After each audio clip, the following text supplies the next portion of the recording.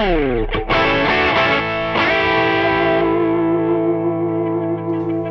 guys, welcome to Andertons TV, and it is all about the bass. Hello, I'm Cece. I am Ollie. And we have some beautiful sire basses for you today, but that's not the focus of this video. The focus of this video are strings. Those four weird little things. Those four weird little things that make all the magic happen.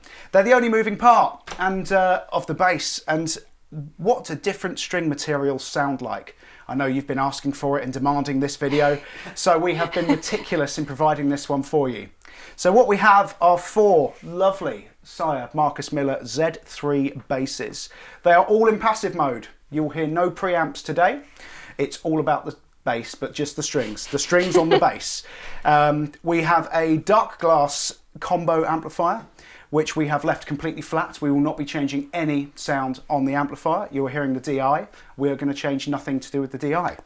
And we are going to back some lovely strings for you. Mm-hmm.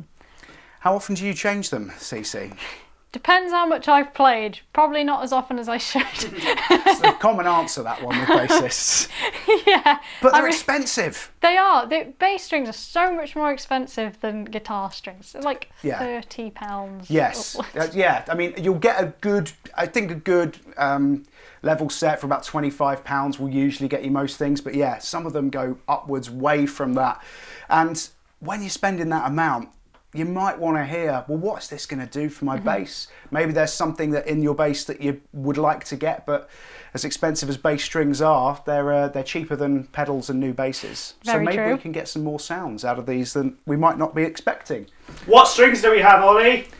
Today, our strings are provided very kindly by the good people at Ernie Ball. Thank you very much. Every bass is strung with the same gauge. We are running 45 to 105, which is by far the most popular gauge that we sell in the store. We have got Ernie Ball hybrid slinkies. These are standard nickel wound strings. Every bass is even, I've gone to the trouble of setting them up through body as opposed to top loading. They're all set up the same. We have hybrid slinky, nickel wound ones. We have got hybrid slinky stainless steel. We have got hybrid slinky Cobalt from Ernie Ball. Quite a cool packet. And just for good measure, we have old Grandad flat wounds. Old Grandad.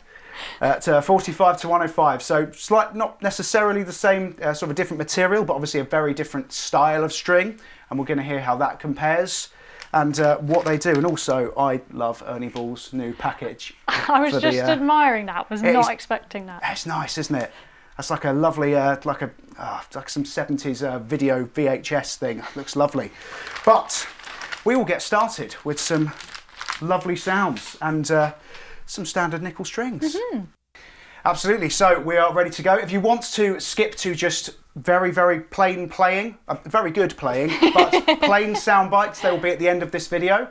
So you can compare the strings side by side by side. It's a nice way to do it. But for now, I think we're going to get straight into it and just see what we think. Mm-hmm. Please take it away.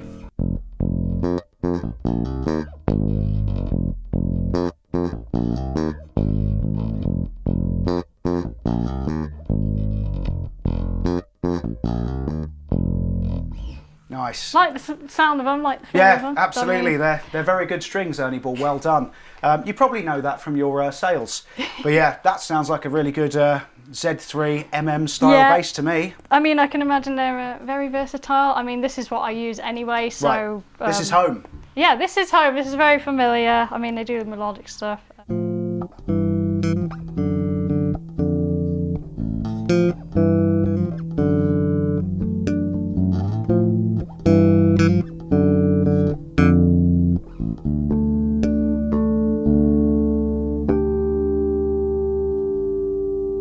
Very clear, very nice. Nice. Nice. Feels nice under your fingers.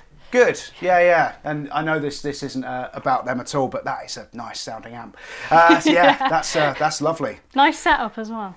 Oh, thank you very much. So, yeah, I think that's home plate. Let's move on to stainless steel. We've got stainless steel. So, apart from the nickel, I find this one's quite a popular one, to be honest. Usually quite durable and known for a bit more output. Do you use them often? Not really. Right. One of the reasons actually is I'm feeling it already, as they feel a lot rougher than the others. They do have a bit of, yeah. Yeah. I mean, obviously flat wounds, if you don't want rough strings, they're the thing to go for, but yeah. I don't know, let's see. I don't have a whole lot of experience with them, but let's I'm find kind of out. Curious.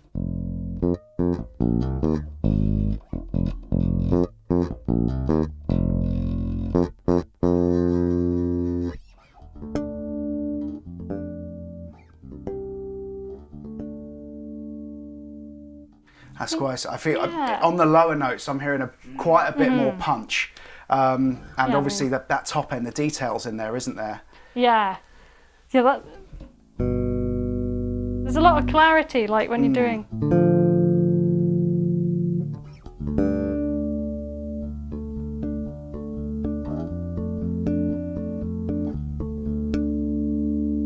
I mean, they sound great. Yeah, they do sound good. Again, very good strings, Ernie Ball. Yeah, they do. There's a nice something extra going on with the harmonics on it.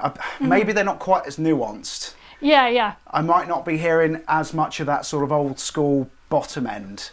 There's a real focus on those, which is... It's like a presence. There's a weird presence of it. Yeah, definitely. Yeah, that's absolutely there, yeah. From where you are, what are you hearing? I mean, I agree with everything you said, and I think they sound great. I think, like, for me, it would literally just be a case of the way they feel that would maybe choose one over the other. But again, that's a personal preference thing. It's not that one's worse than the other. No, not at all. I think they sound fairly similar, actually. They're quite homely, apart from the difference in feeling. So yeah, absolutely. And I mean, obviously, we're doing a bass with a humbucker here because we want just one pickup choice and keeping everything consistent. Maybe if there was some single coils involved, there might be some even more top end, but at the moment this sounded really nice for this bass. I like that one. Yeah, I like them too. Absolutely. So let's crank up a notch and bring in Ernie Ball's Cobalt Hybrid Slinky strings. We are back and we have the Cobalt loaded Z3. Let's take a listen.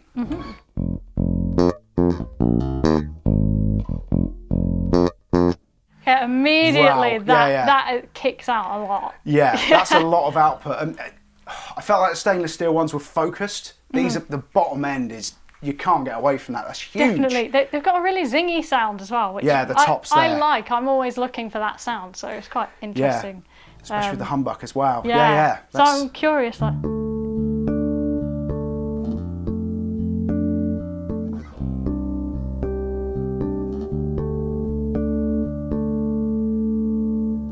sounds great. Nice. There's a load of complexity there. That's lovely. Obviously, it's weird as we're listening to it. There's gaps in between these. You'll probably be able to hear a lot more detail at the end of the video when everything's side by side. Immediately, to me though, the harmonic complexity in those is a bit extra. That's nice. Yeah, I think these are, for my ears, have the most detail in them, like across the board.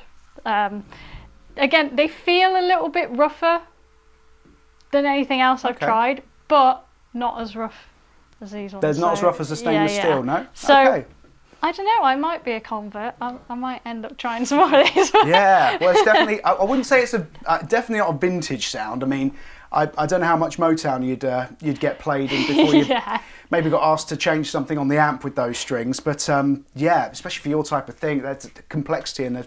Yeah, definitely. I'm really taken aback by how much extra bottom end there is with the string change there. Yeah. Yeah, I mean...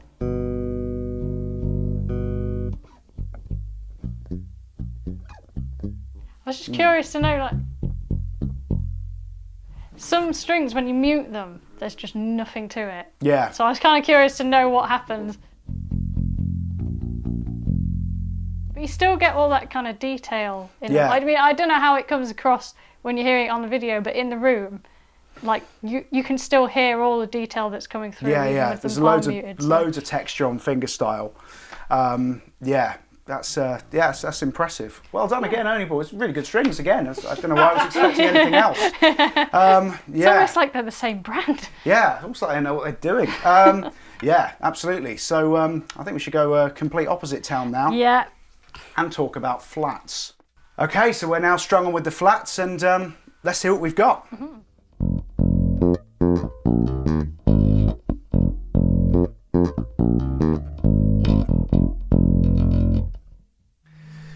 They sound nice. Yeah. I mean, for me, like, flats have always been a weird one. Yeah. Because they feel so different. How do they feel? Flat. Yeah. No, but flat And smooth, ones, yeah. yeah, very smooth. And for me, they have a lot more tension in them. Yes. Yeah, they do. And Yeah. I only learnt this myself yesterday as to why that is. So obviously we've got completely the same gauge, all the strings are the same thickness, but strings, they only actually carry the tension on the core of the string, obviously. So, or maybe not obviously. Bass strings are a core with wound steel around them. Now that core is the only thing holding the tension. So when it's much thinner, it carries less tension. When we've got a flat wound, we essentially have the wind wrapped around and bonded to that core. So we essentially now have one big core, which carries loads more tension than the equivalent round wound bass string. That So makes sense. even if you buy the same gauge, you might need to do a little tweak with the truss rod or something like that, just to balance the feel, because there is going to be more tension under fingers, and you can feel it with flats always. Yeah, so that's an interesting one, because I didn't know that either. And I've always found, because I play quite hard, like overall, it always feels like this, my right hand in particular gets a lot more battered around in like a kind of bruised feeling way. But obviously that's unique to the way I play, and the stuff that I play most live isn't really what you'd use flat wounds for maybe anyway. However, on the flip side of that, I also play a lot of melodic stuff, and one thing that flat wounds are really good for is no string noise. No string noise, yeah. And also loads of producers I've worked with love them in the studio. Yeah. It's almost like there's a little bit of not a tone knob, it's more sophisticated than that, but that top end just is glass-ended down. It's it stops everything being too busy. I mean, let's give it a go on some Absolutely, melodic yeah, stuff. yeah. I'm forever having people tell me on my melodic stuff that I should be using them, but then, so who knows, maybe.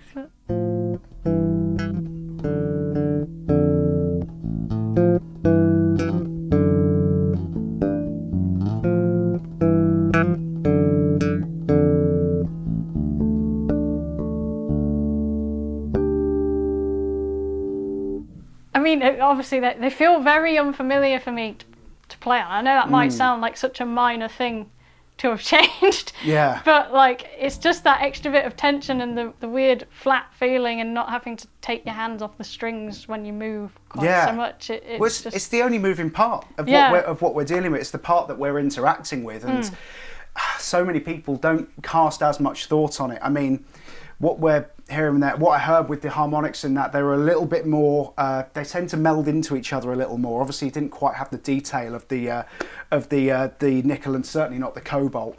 But there's a lovely robustness to the bottom end. I do love definitely.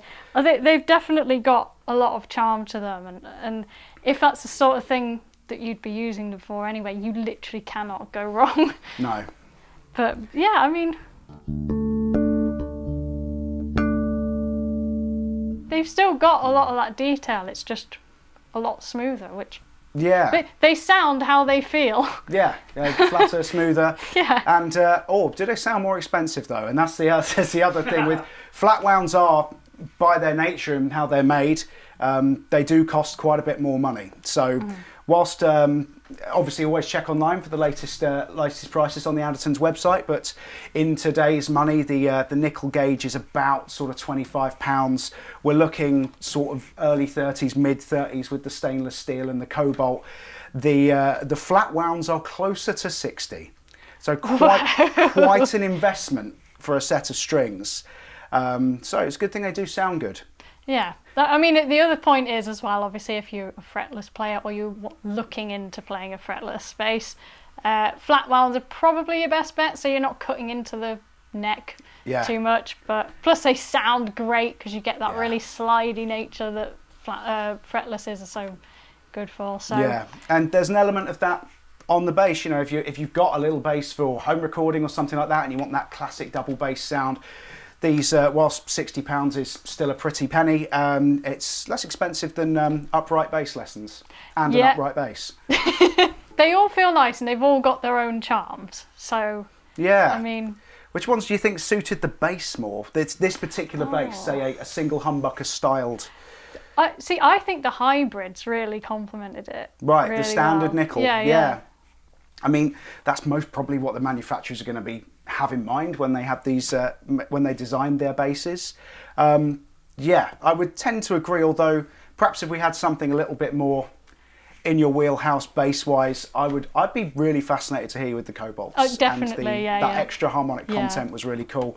And I must say, if Lee was here and we were doing some ultra funky stuff that would make me tap my feet, I think the flats would have a real place. Definitely. Especially on this type of thing. Yeah. Yeah. Well, very interesting. So we're going to, I'm going to stop talking now, and we're going to hear these side by side for you, and we'll move on. So I hope this video has helped. Obviously, it's one of these things it's not that exciting, but it's important, I feel, and you can maybe get a little bit more out of a bass that you've got that. You want to find more of a place for it. You might want to lean into the more harmonic content or a slightly more vintagey sound, and different strings can really help with that, as opposed to investing in pickups, investing in pots, a new amp, preamps. There's so much out there which, as we've just heard, the simple change of strings can change things quite a lot. It is amazing what a difference it can make. Yeah. Everything all kept the same. So the links are below to everything that you've seen today, and if you fancy a little change of string and a little change of scenery, then do pop online. But we're going to have a listen to some side-by-sides now, and thank you very much for watching. Don't forget to subscribe and check out the Andertons website. Thank you very much. Thank you. Bye.